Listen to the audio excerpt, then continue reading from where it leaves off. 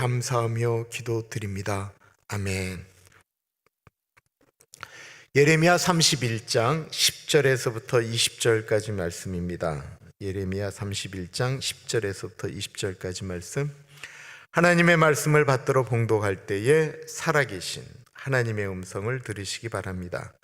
이방들이여, 너희는 여호와의 말씀을 듣고 먼 산에 전파하여 이르기를, 이스라엘을 흩으신 자가 그를 모으시고 목자가 그 양떼에게 행함같이 그를 지키시리로다. 여호와께서 야곱을 구원하시되 그들보다 강한 자의 손에서 속량하셨으니 그들이 와서 시온의 높은 곳에서 찬송하며 여호와의 복 곧 곡식과 새 포도주와 기름과 어린 양의 떼와 소의 떼를 얻고 크게 기뻐하리라. 그 심령은 물된 동산 같겠고 다시는 근심이 없으리로다 할지어다. 그때 처녀는 춤추며 즐거워하겠고 청년과 노인은 함께 즐거워하리니 내가 그들의 슬픔을 돌려서 즐겁게 하며 그들을 위로하여 그들의 근심으로부터 기쁨을 얻게 할 것임이라. 내가 기름으로 제사장들의 마음을 흡족하게 하며 내 복으로 내 백성을 만족하게 하리라. 여호와의 말씀이니라. 여호와께서 이와 같이 말씀하시니라. 라마에서 슬퍼하며 통곡하는 소리가 들리니 라헬이 그 자식 때문에 애곡하는 것이라. 그가 자식이 없어져서 위로받기를 거절하는도다. 여호와께서 이와 같이 말씀하시니라. 내 울음소리와 내 눈물을 멈추어라. 내 일에 삭슬 받을 것인즉 그들이 그의 대적의 땅에서 돌아오리라. 여호와의 말씀이니라. 너의 장래에 소망이 있을 것이라. 너희 자녀가 자기들의 지경으로 돌아오리라. 여호와의 말씀이니라. 에브라임이 스스로 탄식함을 내가 분명히 들었노니 주께서 나를 징벌하시며 멍에에 익숙하지 못한 송아지 같은 내가 징벌을 받았나이다. 주는 나의 하나님 여호와이시니 나를 이끌어 돌이키소서. 그리하시면 내가 돌아오겠나이다. 내가 돌이킨 후에 뉘우쳤고 내가 교훈을 받은 후에 내 볼기를 쳤사오니 이는 어렸을 때의 치욕을 짐으로 부끄럽고 욕됨이니이다 하도다. 에브라임은 나의 사랑하는 아들, 기뻐하는 자식이 아니냐? 내가 그를 책망하여 말할 때마다 깊이 생각하노라. 그러므로 그를 위하여 내 창자가 들끓으니 내가 반드시 그를 불쌍히 여기리라. 여호와의 말씀이니라. 지난 4월 달에 나온 베스트셀러가 하나 있습니다. 그것은 우리가 살고 있는 이 지구의 수명을 앞으로 정확히 30년, 2050년이면 지구는 더 이상 살 수 없는 별이 된다라고 쓴 책이에요. 뉴욕 매거진이라고 하는 책의 그 부편집장으로 있는 분이 쓴 책인데 2050년 제목은 거주할 수 없는 지구, 거주 불능 지역 지구라고 하는 책입니다. 한참 팔리고 있는 책인데요. 지구 온난화의 결과를 이야기하고 있는 책입니다. 2017년부터 계속해서 썼던 글을 이렇게 이제 편집한 것인데 그때도 이렇게 사람들에게 놀라움을 주긴 했지만 2020년에 들어와서 기후변화로 우리가 상상할 수 없는 일들을 경험하게 되니까 수많은 사람들이 그 책을 보기 시작했습니다. 겁주려는 내용이 아니고 정확한 데이터를 가지고 쓴 책입니다. 2050년이 되면 지구 온난화로 인해 지구는 너무 빨리 더워져서 폭염으로 고통받을 것이고 빈곤함과 굶주림이 닥칠 것이라고 합니다. 빙하는 대부분 녹아내려서 많은 도시들이, 해안 도시들이 가라앉을 것이고 최근 일어나고 있는 이 수많은 산불은 그때가 되면 그냥 불장난 정도로 여겨질 만큼 곳곳에 큰 산불이 심하게 일어날 것이다라고 이야기하고 있습니다. 대형 재난은 일반화될 것이다라고 말하고 있습니다. 비가 내리지 않아 가뭄으로 인한 물 부족 현상을 심각하게 경험하게 될 것이고 이 바다는 계속해서 순환 구조를 갖고 있는데 바다가 순환하지 않게 되므로 바다에 있는 생물이 대량으로 죽게 되므로 멸종 사태가 일어나게 될 것이다라고 이야기하고 있습니다. 우리가 공짜로 마시고 있는 이 대기의 공기가 오염되어서 더 강하고 빠른 독한 바이러스와 박테리아가 일어날 것이고, 각종 재난들로 인하여 경제가 무너지고, 경제가 무너지기 때문에 국가와 국가가 개인 간의 자원 전쟁이 발생할 것이다라고 말하고 있습니다. 앞으로 30년에 대한 이야기인데, 온 국가가 최대한 노력하면 늦출 수 있을지 모르겠지만, 지금 국가적인 시스템이나 사람들이 살아왔던 방식에 의하면 이 기간이 빨라지면 빨라지지 늦춰지지는 않을 것이다라고 생각되어집니다. 왜 이런 일이 발생하게 되었을까요? 하나님의 징벌이라고 이야기하기보다는 인간이 이 세계의 시스템을 그렇게 만든 것입니다. 거기에 대해서는 대부분 동의할 것입니다. 그렇다고 한다면 이 일은 인간의 실수에 대한 대가라고 하는 것입니다. 좋은 일에는 좋은 대가가 주어지고요, 나쁜 일에도 나쁜 대가가 주어집니다. 사람들은 잘못을 저지르고 난 다음에 대가를 지불하지 않고 그것이 나아지기를 기도하고요, 사람들은 자기가 땀 흘려 일하지 않으면서도 하나님이 우리에게 좋은 것을 주시기를 기도할 때가 많습니다. 본인이 잘못했지만 그냥 넘어가기를 원한다라는 것입니다. 그런데 성경은 그렇게 말씀하고 있지 않습니다. 지난 수요일 날 말씀드렸던 것처럼 하나님은 분명히 용서하십니다. 용서하시지만 대가를 지불하지 않는 용서는 사람을 망가뜨리기 때문에 어느 선이 되어지면 하나님은 인간으로 대가를 지불하게 하십니다. 오늘 본문은 예레미야 30장부터 33장까지는 회복에 대해서 말씀한다고 말씀을 드렸는데요, 대가를 지불하면서 회복하는 것에 대해서 집중하여 말씀드리고자 합니다. 이스라엘은 더 이상 국가적인 회복이 올 것이 어렵다라고 생각하였습니다. 나라가 완전히 망하기 일보 직전입니다. 하나님께 기도하면 잘 되겠지, 괜찮겠지라고 생각했던 것도 이제는 더 이상 기대할 수가 없습니다. 왜냐하면 그들은 아무것도 안 했기 때문에 그렇습니다. 아무것도 안 하면서 괜찮아질 거야라고 생각했다라는 것입니다. 오늘 우리가 미국에 살면서 투표는 안 하면서 미국은 괜찮아질 거야, 더 좋아질 거야 라고 생각하는 것은, 그거는 완전히 잘못된 것이다라는 것입니다. 지금 이스라엘을 보면서 국민들은 절망하고 있었습니다. 그런 그때에 예레미야는 회복을 이야기하고 있습니다. 어느 때 회복이에요? 한참 지난 다음에 회복이에요. 그런데도 불구하고 회복을 생각하는 것, 그것만큼도 위로가 되어질 수 있는 것은 나는 아니더라도 내 다음 세대를 생각하면 위로가 되기 때문에 그렇습니다. 10절부터 보겠습니다.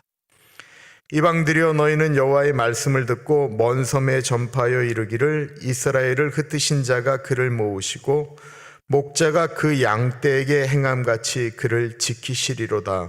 여호와께서 야곱을 구원하시되 그들보다 강한 자의 손에서 속량하셨으니. 먼저 아셔야 될 것이 있는데요, 오늘 본문에 나오는 이 회복, 남유다에 대해서도 말씀하지만 31장의 예레미야가 이야기하는 이 회복된 나라는 북이스라엘을 이야기하는 거예요. 지명이 다 북이스라엘을 이야기하고 있어요. 예레미야가 예언하기 140년 전에 멸망했던 북이스라엘에 대한 회복을 말씀하고 있는 것입니다. 다윗 왕 때는 나라가 하나였어요. 솔로몬 때도 하나였어요. 그런데 그 솔로몬의 아들 르호보암 때 나라가 두 개로 갈려지게 됩니다.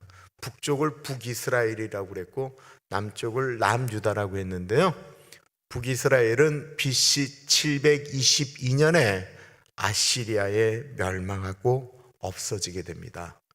그 땅을 가리켜 보통 우리는 사마리아라고도 이야기를 해요. 왜냐하면 북이스라엘의 수도가 사마리아였기 때문에 그렇습니다. 북이스라엘은 없어진 다음에 아시리아의 정책은 혼합정책이라고 말씀드렸죠. 거기다가 타민족을 데려다 놓은 거예요. 그리고 결혼을 시켰어요. 그래서 혼혈족이 만들어졌는데 그게 바로 사마리아인이에요. 정통 유대인이 아닌 사마리아인. 유대 사람들은 뭐라고 했냐면 이방인들은 개고 저 사마리아인에게는 구원이 없다라고 이야기했지만 하나님은 그 북이스라엘의 회복에 대해서도 말씀하고 있는 것이었습니다. 어떻게 그것이 가능할까요? 이미 없어졌어요. 하나님이 하시면 가능하다라는 것입니다. 그리고 또 다른 것이 있습니다.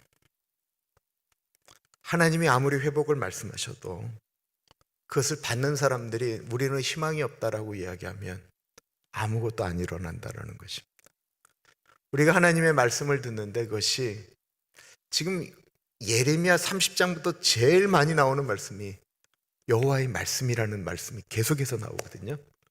그걸 받아들인 사람은 소망을 품고 살아가는 거예요. 이 땅 가운데 살아가는 거예요. 그러나 그 소망을 못 믿는 사람은 아이고 우리 망했네, 우리 끝났네, 우린 소망 없네, 그리고 무슨 술이나 먹으면서 살게 된다라는 거예요. 그런데 이스라엘 민족은 믿었어요. 이스라엘 민족이 강력한 이유는 그들이 하나님의 말씀을 믿는 민족이기 때문에 무서운 거예요. 여러분, 세상에 2000년 동안 나라가 없었어요. 2000년 동안 나라가 없는 민족이 아무리 열강들이 미국이란 나라가, 영국이란 나라가 유엔에서 도와줘서 그 가나안이라고 하는 2000년 전에 가나안이라고 불렸던 땅에 너희들 여기 와서 다시 살아라 라고 이야기할 때 잘 살고 있는 사람들, 미국에서 잘 살고 있는 사람들, 유럽에서 잘 살고 있는 사람들이 우리 여기서 살아도 우리가 여기서 2000년 동안 살았는데 우리 아버지, 우리 할아버지, 증조할아버지, 고조할아버지 그분들이 다 여기서 살았는데 우리가 뭐 2000년 전에 있는 그 땅에 가서 살겠습니까? 여러분들 우리 그러지 않겠어요? 아니 어느 사람들이 잘 살고 있는데 그거 다 팔아서 여러분 우리가 잘 알고 있는 그 가나안이라고 하는 그곳이 이 미국보다 좋은 땅이라고 생각하세요? 거기 캘리포니아하고 비슷한, 우리가 팜스프링트 갈 때 보는 그 땅하고 비슷하다고 우리가 얘기하잖아요. 그 땅이 뭔 좋은 땅이라고 거기를 2000년 동안 잊혀졌던 그곳에 그들이 거기 가서 살겠냐고요. 아무리 다른 나라가 도와준다고 해도 거기 가서 우리가 살아야 될 만큼 가치가 있다라고 생각하세요? 근데 그들이 글로 갔어요. 그들이 생각했던 거는 뭐냐면 하나님의 약속의 말씀을 붙들었다라는 거예요. 이게 무서운 거예요. 그래서 그들을 건드리는 게 어려운 거예요. 하나님의 말씀을 붙들고 있는 사람들은 그곳이 하나님이 주신 땅인 줄 믿고 가서 그 땅을 개척한 거예요. 그 조그마한 것. 저 같으면 하나님 차라리 우리를 뉴욕에 새롭게 만들게 해주십시오. 뉴욕에 그렇게 유태인들이 많고 부자가 많다는데 저 같으면 전략을 바꿔서 돈들을 다 긁어 모아서 거기 있는 땅들을 다 사서 그 미국 안에 있는 안전한 곳에서 유태인들이 모여서 한 제국을 만드는 게 더 빠를 것 같은데 그들이 그렇게 안 했다라는 거예요.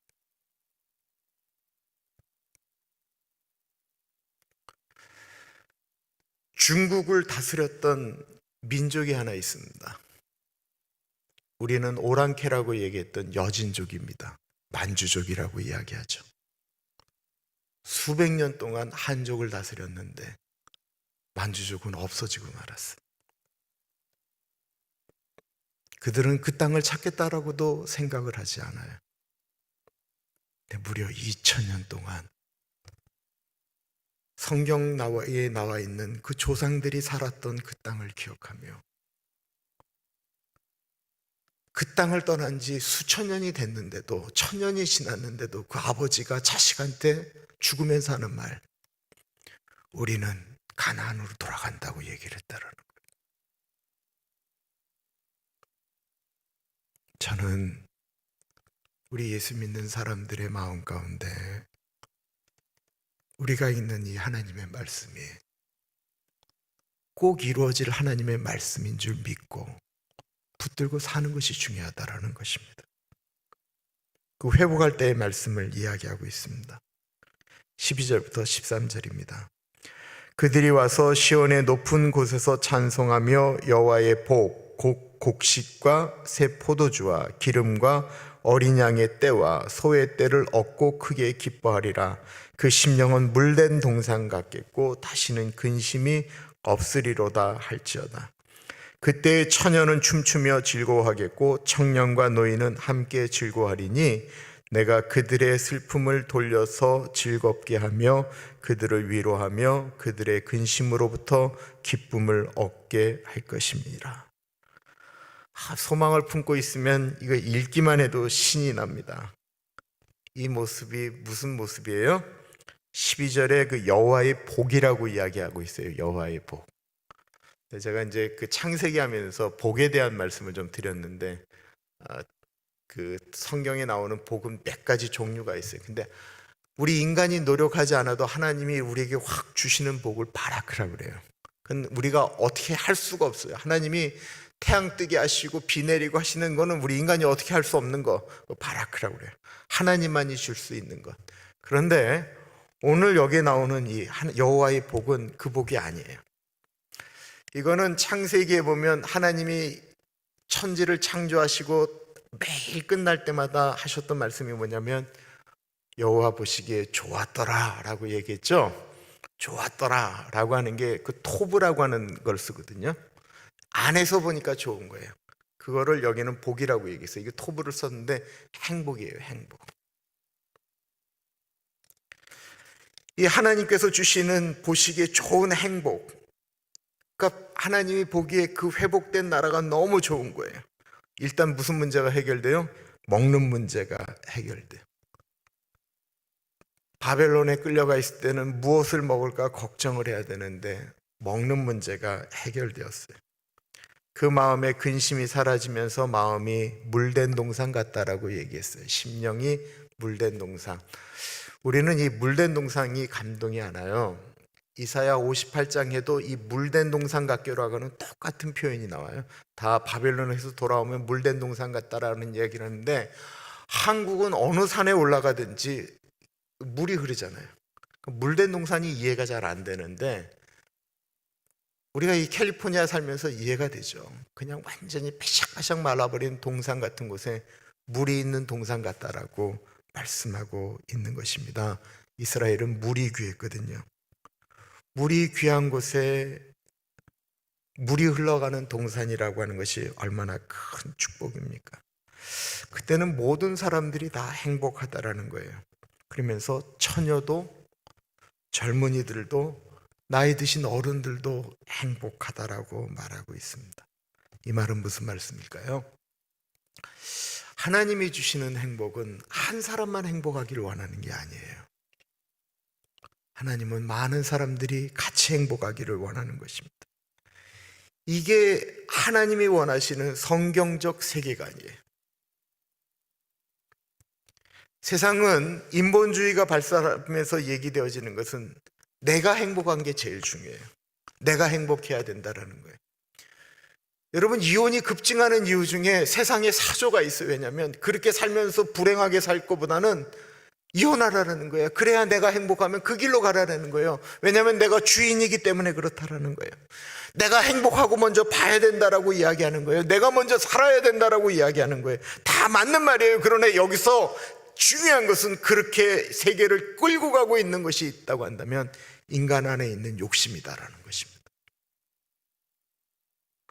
성경적 불행은요, 내가 행복해야 된다라고 하는 것에서부터 나타나기 시작했어요. 저게 무슨 말인가 싶죠. 내가 행복하다라는 건 내가 남들보다 행복해야 된다라고 하는 욕구를 이야기하고 있는 거예요. 아담과 하와가 에덴 동산에서 행복했어요. 너무 좋았어요. 너무 즐거웠어요. 자기 마음대로 다 했어요. 그런데 선악과를 볼 때마다 자기보다 더 행복한 분이 한 분 계시는 거예요. 그 누구냐면 하나님이세요.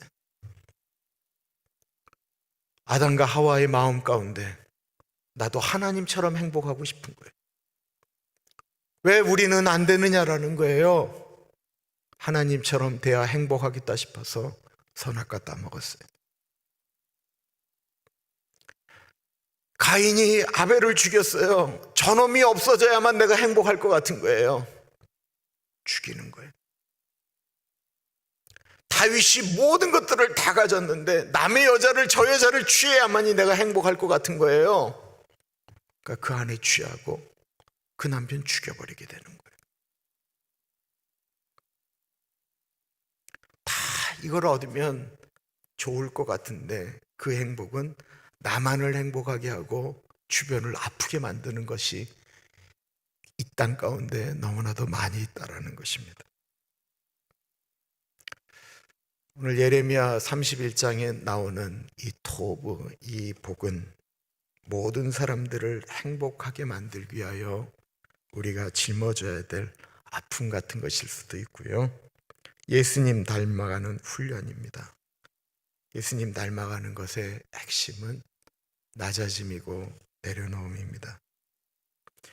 예수님처럼 욕심을 내려놓고 수고하기 시작하면 그 수고 때문에 주변이 행복해집니다. 며칠 전에 집으로 사람들을 좀 초대했었습니다. 뭐 옛날 같으면 내가 잘 몰랐는데 이제 끝나고 났는데 저희 집사람이 이제 그 다음날 출근을 해야 되는 날인데 진짜 설거지할 게 산더미 같은데 9시가 다 넘었어요.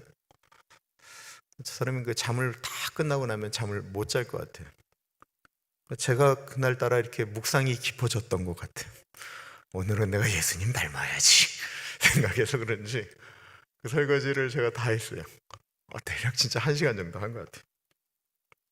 그리고 잠을 잤어요. 근데 그 다음날 이제 집사람이 일을 갔다 왔는데 그날 저녁 설거지는 제 딸이 했어요. 제가 설거지하기 한 그 전날은 제 아들 막내 예준이가 설거지를 했어요.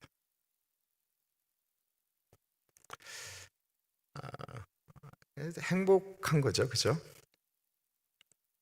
앞에 언급한 하나님이 주시는 행복은 하나님이 바라크라고 하는 그냥 무작정 주시는 행복 단어를 쓰지 않았다라는 거예요. 그냥 아무것도 안 하는데 막 행복한 그게 아니에요. 그런 행복을 기대만 하니까 왜 안 주냐고 울부짖게 되는 거예요. 아무것도 안 하게 되면서. 그런 거는요, 주면 계속해서 달라고만 하게 돼요. 더 찾게 되는 거예요. 보기에 좋은 행복, 하나님이 보시기에 좋았다라고 하는 것은 나 혼자 행복한 게 아니에요. 더불어 행복한 것을 말씀하고 있는 것입니다. 그전에는 자기만을 위해서 살다 보니까 더 악해지고 미워하고 힘들어하실 만큼 북이스라엘 남유다가 완전히 망가져버리고 말았어요. 근데 70년 동안 이스라엘 민족들이 바벨론에서 아파하고 힘들어하면서 다시 계명을 새롭게 만들기 시작하잖아요. 나중엔 변질됐지만 그 핵심은 하나님 사랑, 이웃 사랑이었다라는 것입니다. 우리가 왜 망가졌는가? 우리가 왜 망했는가? 거기서부터 연구하며 나아갔던 사람들. 그리고는 붙잡은 것 하나님 사랑, 이웃 사랑이었다라는 거예요. 그러나 예레미야가 이 말씀을 할 때 당시 상황은 그것이 눈에 보이는 것이 아니었습니다. 모든 것이 다 불투명했어요. 이스라엘은 멸망하여 자녀들은 포로로 끌려가고 엉망진창이었습니다. 이 바벨론이 이스라엘 사람들, 똑똑한 사람들, 뭐 다니엘 같은 사람들이죠. 그런 사람들을 끌고 갈 때 그들이 집합했던 집합 장소가 있어요. 그것이 바로 북이스라엘의 라마라고 하는 곳입니다. 그 라마의 자식들을 끌고 가는 그 바벨론 군대들 앞에서 누가 울부짖었겠어요? 엄마들이 울부짖었죠. 엄마들이.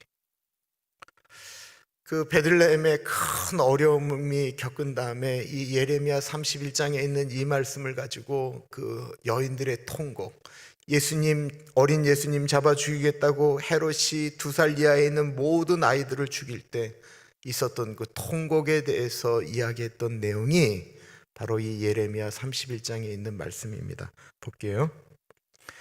여호와께서 이와 같이 말씀하시니라. 라마에서 슬퍼하며 통곡하는 소리가 들리니 라헬이 그 자식 때문에 애곡하는 것이라.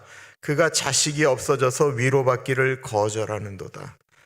아픔과 고통, 울부짖음, 거기에는 미래가 없어 보이고 희망이 없어 보입니다. 저들이 내 품을 떠나서 저렇게 떠나가게 되면 쟤네들은 죽을 텐데, 아파할 텐데, 고통할 텐데 라고 생각하였습니다. 그런데 아니었거든요. 그곳에서 다니엘은 사드락과 메삭과 아벳느고는 끌려가서 저들은 절망 가운데 있을 것이다 라고 생각했던 그 사람들은 더 아름답게 되어서 돌아오게 되었거든요. 그래서 예수 믿는 사람들은 우리가 살고 있는 이 땅의 절망을 바라보기보다는 그 땅 가운데서 역사하시는 하나님을 바라봐야 된다는 것입니다. 16절부터 보십시오. 여호와께서 이와 같이 말씀하시니라. 내 울음소리와 내 눈물을 멈추어라. 내 일에 삭슬 받을 것인즉 그들이 그의 대적의 땅에서 돌아오리라. 여호와의 말씀이니라. 너의 장래에 소망이 있을 것이라. 너의 장래가 자기들의 지경으로 돌아오리라. 여호와의 말씀이니라. 울음을 멈추라고 말씀하십니다. 이 울음과 눈물의 대가를 내가 지불해 줄 테니 멈추라고 말씀하고 있습니다. 이 울음과 눈물은 그들이 살았던 잘못된 삶에 대한 대가입니다. 그런데 시간이 지나면 이제 멈추라고 말씀하고 있는 것입니다. 여러분, 우리는 내가 잘못하지도 않았는데 대가를 지불해야 되는 일들을 경험하게 됩니다. 대통령을 뽑을 때 미국은 4년이죠. 우리가 누구를 뽑냐에 따라서 4년은 그렇게 흘러가는 거예요. 누구를 뽑느냐에 따라서 대한민국 5년이 그렇게 흘러가는 거예요. 우리가 뽑는 거예요, 우리가.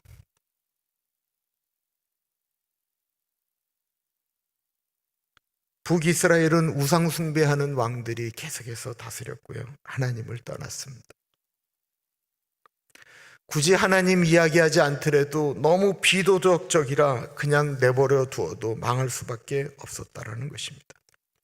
굳이 하나님이 손을 대지 않아도 나라가 엉망이니까 아시리아가 쳐서 그냥 그 가져가는 거 아무 문제가 아니었다라는 거예요. 하나님 왜 이렇게 우리에게 어려움을 주십니까? 라고 이야기하기에는 그들은 사실 할 말이 없어요. 이 눈물과 이 통곡은 대가였습니다. 그런데 이 눈물과 통곡 때문에 하나님 앞에 나아가게 되었습니다.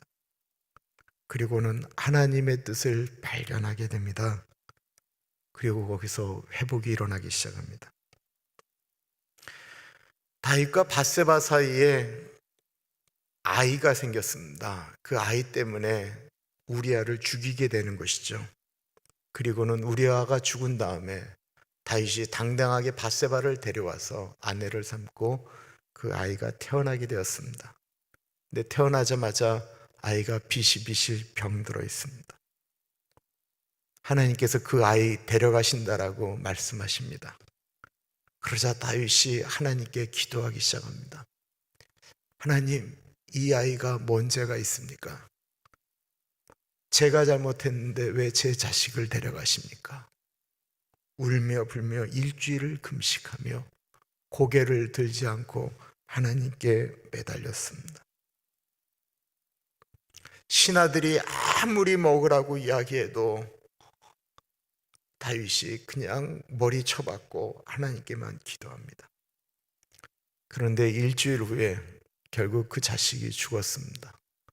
밖에서 신하들이 이렇게 웅성웅성 하는 소리를 듣고는 다윗이 하나님이 아이를 데려가셨구나 라고 생각을 합니다. 신하들이 너무 걱정되죠. 야, 아들이 살아있을 때도 저렇게 힘들어 하시는데 아들 죽었다고 하면 진짜 우리도 다윗 왕이 죽을지도 모르겠다. 그런데 다윗이 얼굴에 화장을 해요. 그리고 옷을 정결하게 입고 식사 가져오라고 이야기합니다. 신하들이 그것을 이해하지 못합니다. 그때 다윗의 고백입니다. 사무엘하 12장입니다.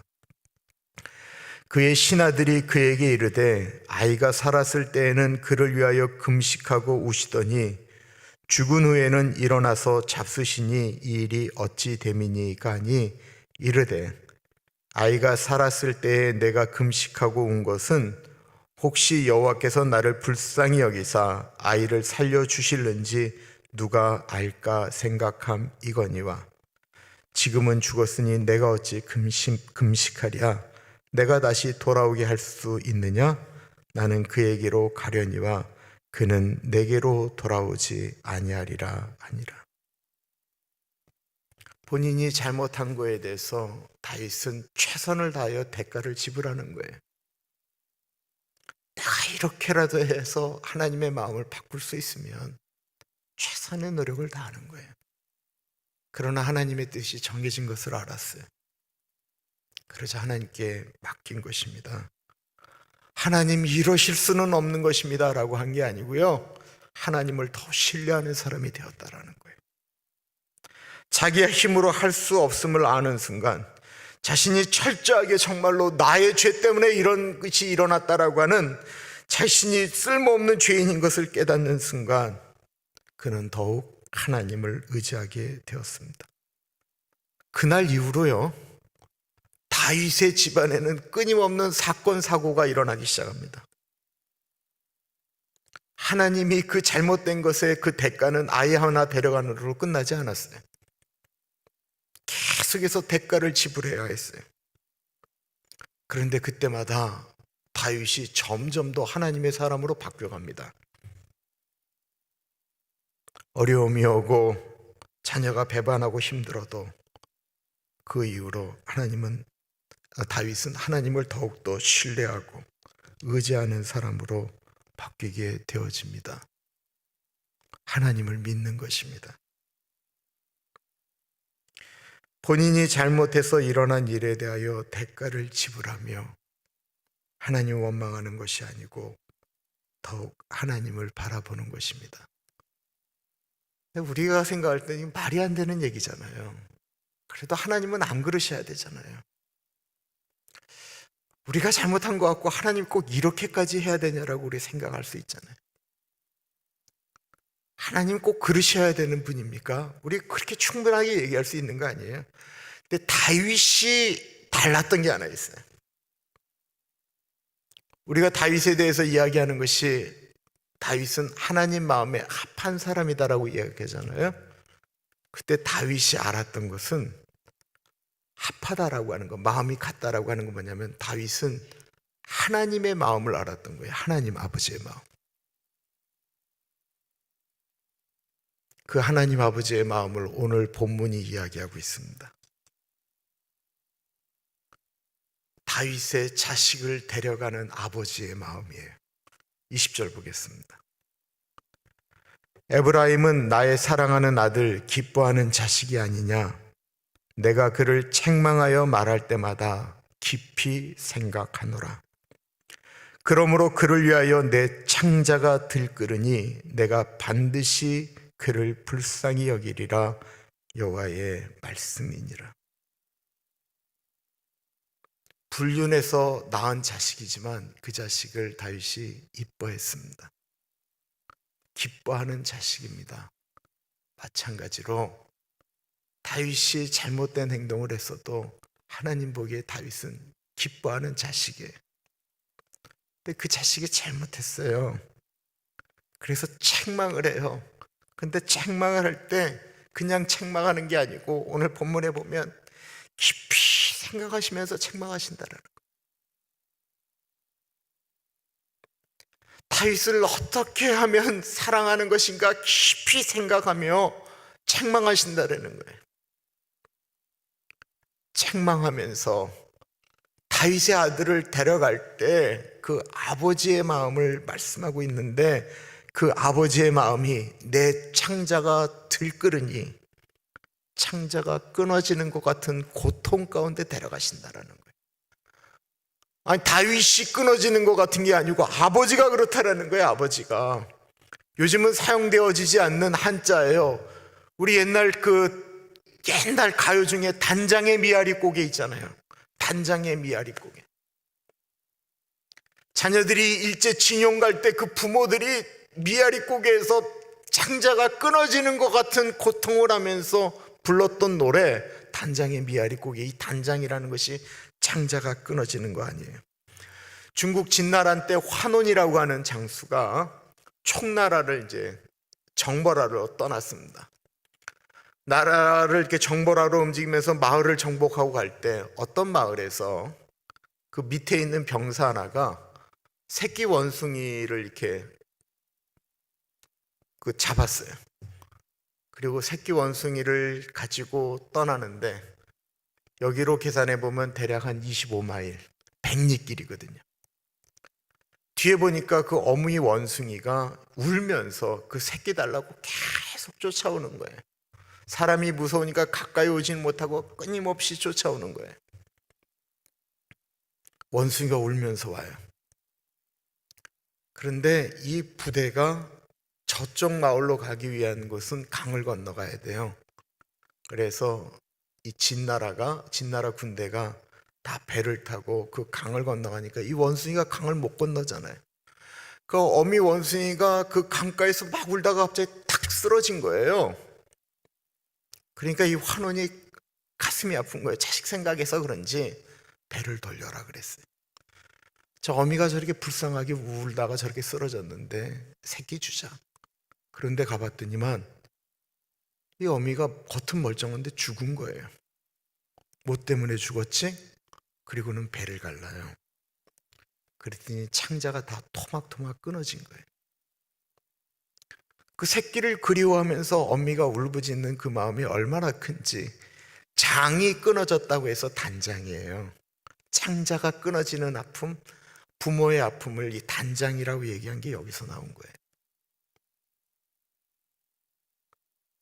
우리는 하나님이 우리를 생각하지 아니하시고 벌 주시는 하나님, 피도 눈물도 없는 하나님, 우리의 기도도 안 들어주시는 하나님이라고 생각할지 모르는데, 오늘 본문에 나와 있는 그 하나님은 아파하는데 창자가 끊어지는 아픔 가운데 이 아들을 어떻게 하면 사랑하는 것일까 생각하면서 벌을 주신다라는 것입니다.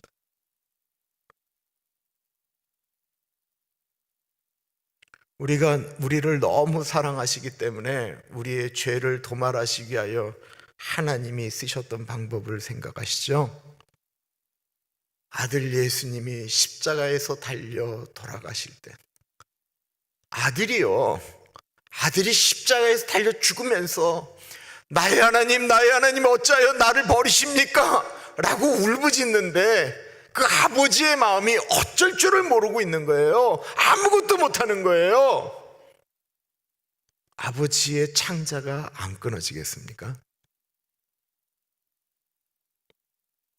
그래서 그 하나님 아버지가 견딜 수가 없어서 사람은 구원해야 되겠고 아들은 사랑하니까 할 수 없어서 이 땅에 내려오셔서 나무 십자가가 되셨다.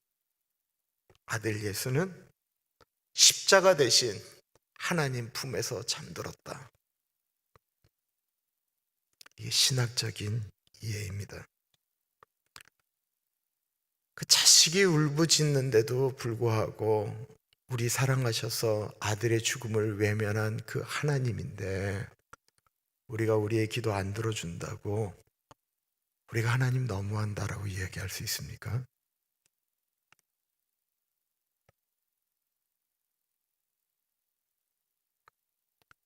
하나님 아버지가 그 정도 기다려줘야 이 아이가 돌아갈 걸 생각하면서 그 70년 동안 그 시간을 사람이 기다리는 것보다 하나님 아버지가 그 70년을 더 기다렸다고 생각해 보시진 않으실까요? 난 말씀 묵상하는데 그런 생각이 드는 거예요. 야, 하나님이 더 많이 생각하는 거예요. 야, 빨리 70년 지나갔으면 정말 좋겠다.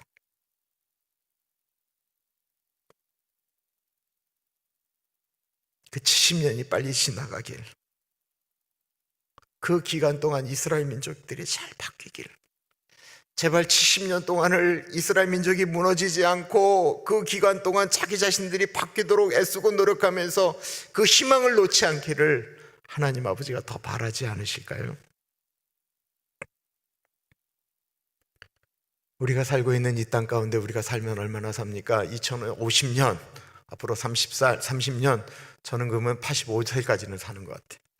아니, 뭐 어떻게 될지 모르겠지만 그동안 하나님은 우리가 사는 동안 조금만 더 참아라, 조금만 더 인내해라. 하나님은 어떻게 보면 우리가 죽을 때를 더 기다리고 계신지 모르겠어요.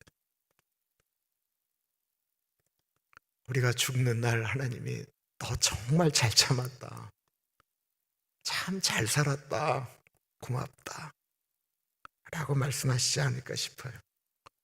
그래서 사도 바울이 자신의 인생을 이야기하면서 경기장에 나가서 최선을 다하는, 그다가 결승점을 통과하는 것입니다.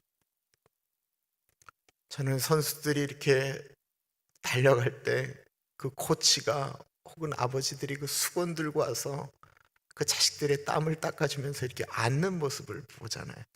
그가 1등을 했건 아니건 간에 그러면서 아들 수고했어, 정말 고생했어 말하는 것 같이 하나님께서 우리에게 주신 시간 동안에 우리가 애쓰고 노력한 다음에 그 결승전을 통과하면 아버지가 우리를 땀을 닦아주시면서 정말 수고했다, 이게 아버지의 마음이다라는 것입니다. 지금 우리의 생각대로 되지 않는다고 할 때 그 상황을 우리보다 더 힘들어 하시는 분이 우리 아버지시다라고 생각한다면 우리가 주님께 나아가서 기도하는 우리의 마음이 더 달라지지 않을까요?